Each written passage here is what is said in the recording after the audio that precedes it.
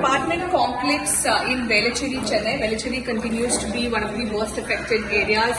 South Chennai in general is a very vulnerable low-lying area. So every time it rains very, very heavily, there's massive inundation. And this time around, it's flooding. We've been traveling, we've been walking in the water all throughout this area, and what we can see is the situation is really, really grim because water has entered every residential apartment, every residence in this locality. And what you see are visuals of a boat coming to rescue people who've been stranded here. Now, this is a boat, a fisherman boat that has been sent by the government to rescue stranded people, because people who've been living in this area, they have no access to food, drinking water, etc. I'm just going to speak to some of them.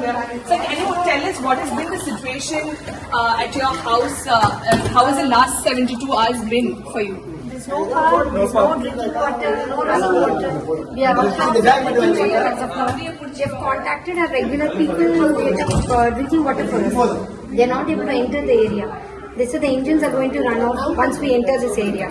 How many people live in this apartment complex? Have they been rescued, or are all of them still inside? Still 8.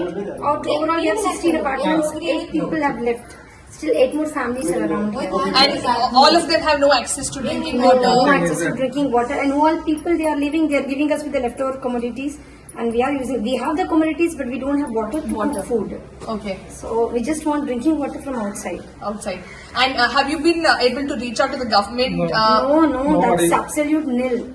Okay. There is no support. People here also, they are going out from here to the main road to get the boat also. Okay. Like we are going outside, calling our colleagues to arrange a boat for us. Okay. But still nobody, there are no boats available. Only 2 or 3 boats in the entire locality.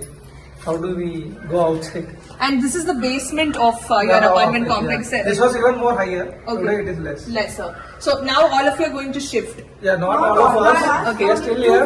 Okay. So since old people are going, and then we'll try to figure out something. We are going to our friends' house. Relatives around, no, they are just moving. Okay. People we are from far off places, we have no way to go. We are staying there. Okay, ma'am. Thank you.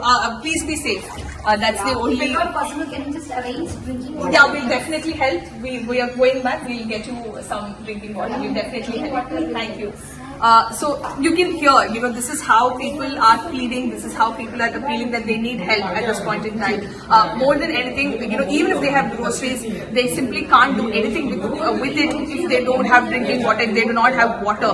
Because since there's no power, they're not able to put motors and fill up their tanks. And that is what is the biggest problem at this point in time. People are stranded without food, without water, without access to communication, and the Chennai Corporation and Tamil Nadu government needs to focus on the issue at hand, needs to ensure that rescue and relief operations are carried out on a more footing basis. With video journalist Daniel, this is Shilpa Nair in Chennai for India Today.